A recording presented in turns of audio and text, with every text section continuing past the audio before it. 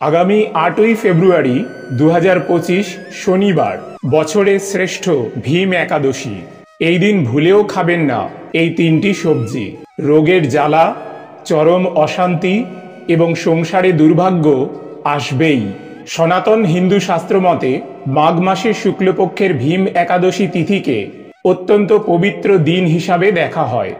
পদ্মপুরাণ অনুসারে যেমন জ্যৈষ্ঠ মাসের শুক্লপক্ষের একাদশীর নাম পাণ্ডবা নির্জলা বা ভৈমী একাদশী, তেমনি শ্রী গরুড় পুরাণে মাঘ মাসের শুক্লপক্ষের একাদশী তিথিকে ভৈমী একাদশী বা ভীম একাদশী বা জয়া একাদশী বলা হয়। ভীম একাদশী পালন করলে পাপ নষ্ট হয় এবং পুণ্য লাভ হয়। সুস্থ নিরোগ দীর্ঘ জীবন লাভ করা যায়। ভীম একাদশী করলে মনের সমস্ত কামনা পূর্ণ হয়, মনে শান্তি আসে এবং আধ্যাত্মিক উন্নতি হয়। ভীম একাদশী তিথিতে বিভিন্ন ধরনের পুজো এবং জ্যোতিষ ও তন্ত্র মতে নানান ক্রিয়া করা হয়। জ্যোতিষশাস্ত্র মতে গ্রহদোষের প্রতিকার এবং দান করার জন্য ভীম একাদশীর দিনটি বিশেষভাবে গুরুত্বপূর্ণ। নমস্কার বন্ধুরা, আজকের নতুন পর্বে আপনাদের সকলকে স্বাগত জানাই।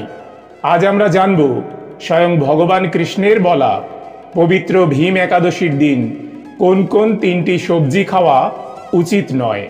এই দিন যে সবজিগুলি খেলে জীবনে ঘনিয়ে আসতে পারে চরম দারিদ্রতা, পরিবারের সদস্যদের লেগে থাকবে নানান রোগ ব্যাধি, ঘরে বাইরে অকারণে সৃষ্টি হবে অশান্তি, আপনার কাজে কর্মে বাধা আসবে, আপনি ভালো কথা বললেও লোকে সেটাকে খারাপভাবে নেবে, আপনার কষ্ট করে রোজগার করা টাকা জলের মতো খরচ হয়ে যাবে, সংসারে নেমে আসবে চরম দুর্ভাগ্য। আপনি ভীম একাদশীর ব্রত পালন করুন অথবা না করুন, তবে এই দিন অবশ্যই শাস্ত্র অনুসারে নিষিদ্ধ খাবারগুলি এড়িয়ে চলুন। তাহলে বাস্তুদোষ দূর হবে এবং আপনি আর আপনার পরিবার সুস্থ থাকবেন, সুরক্ষিত থাকবেন।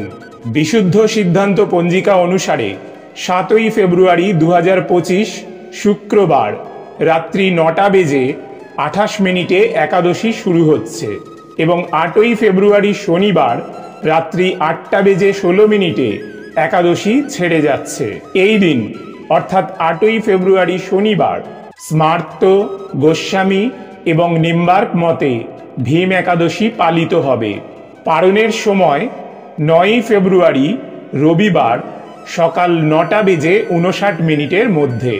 বন্ধুরা, ভীম একাদশীর দিন ভগবান কৃষ্ণ, লক্ষ্মীনারায়ণ এবং গোপালের পূজা করলে তা বিশেষ আশীর্বাদ নিয়ে আসে বলে মনে করা হয়। এই বিশেষ শুভ দিনে গঙ্গা বা যে কোনো পবিত্র নদীতে স্নান করলে তা প্রচুর পুণ্য ও আধ্যাত্মিক আশীর্বাদ নিয়ে আসে বলে মনে করা হয়। পুরাণ অনুসারে একদিন দেবরাজ ইন্দ্রের রাজসভায় মাল্যবান ও পুষ্পবন্তী নামে দুজন গন্ধর্ব নাচ গান করার জন্য যোগদান করেছিল, কিন্তু দুজনে একে অপরের প্রতি আকৃষ্ট থাকায় তারা পরস্পর কেবল একে অপরের দিকে তাকিয়ে দাঁড়িয়ে থাকলো। ফলে গানের বিপর্যয় ঘটল। তারা যে পরস্পরের প্রতি কামাসক্ত হয়েছে, দেবরাজ ইন্দ্র তা বুঝতে পারলেন। তখন ক্রোধবশে তিনি তাদের অভিশাপ দিলেন। ইন্দ্রের অভিশাপে তারা দুজন পিশাচত্ব প্রাপ্ত হওয়ার পর হিমালয়ের প্রচণ্ড শীতে কাতর হয়ে অতি কষ্টে সেখানে দিন যাপন করতে লাগলো। মাল্যবান ও পুষ্পবন্তীর আগের কোনো পুণ্যবশত সেই সময় মাঘ মাসের শুক্লপক্ষের ভীম একাদশী তিথি উপস্থিত হলো। তারা একটি অশ্বত্থ বৃক্ষ তলে নিরাহারে নির্জলা অবস্থায় দিবানিশি যাপন করল। ভীম একাদশীর দিনটি তাদের অনাহারে ও রাত্রি জাগরণের মাধ্যমে পালিত হলো। এই ব্রত পালনের ফলে ভগবান বিষ্ণুর কৃপায় পিশাচত্ব দূর হলো। তারা দুজনেই তাদের পূর্ব রূপ ফিরে পেল। তারপর তারা স্বর্গে ফিরে গেল। দেবরাজ তাদেরকে দেখে অত্যন্ত আশ্চর্য হলেন। তিনি জিজ্ঞাসা করলেন, কোন পুণ্য ফলে তোমাদের পিশাচত্ব দূর হলো? আমার অভিশাপ থেকে কে তোমাদের মুক্ত করল? মাল্যবান বললেন, হে প্রভু, ভগবান বাসুদেবের কৃপায় ভীম একাদশী ব্রতের পুণ্য প্রভাবে আমাদের পিশাচত্ব দূর হয়েছে।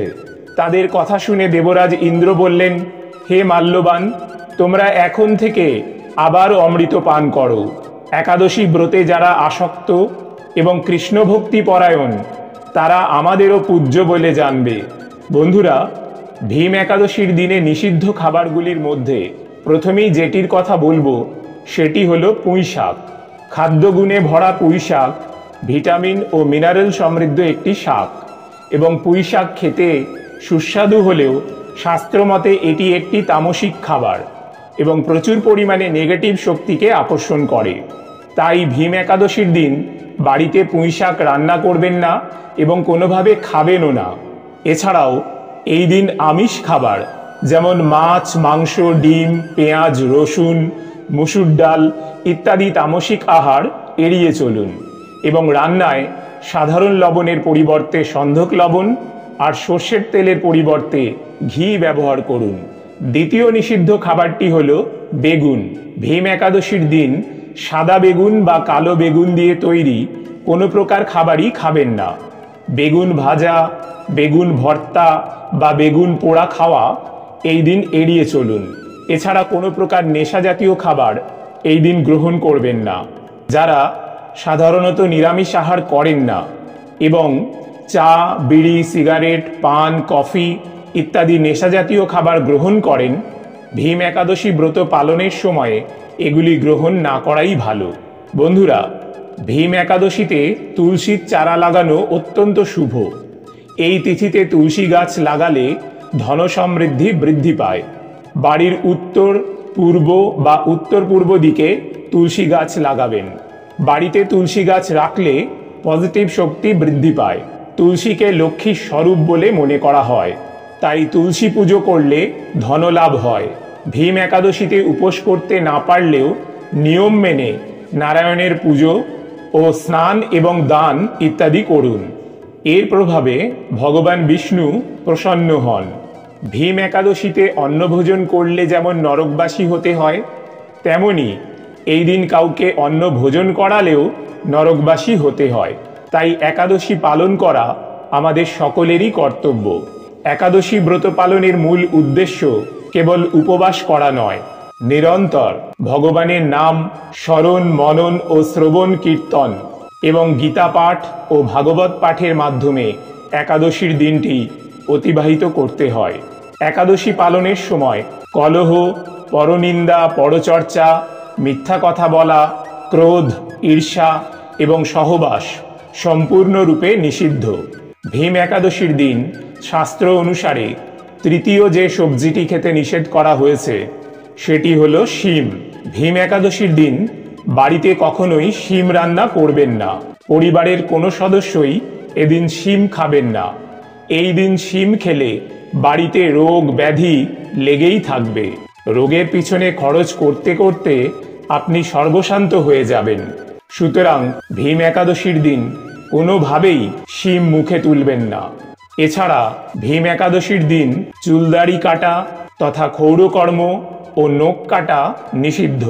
বন্ধুরা, আশা করি ভিডিওটি আপনাদের সামান্য হলেও উপকারে আসবে। ভগবান কৃষ্ণের কৃপায় আপনারা সবাই ভালো থাকুন, সুস্থ থাকুন এই প্রার্থনা করি। আজ তাহলে এখানেই ইতি করলাম। জয় ভগবান কৃষ্ণ, জয় গুরুদেব।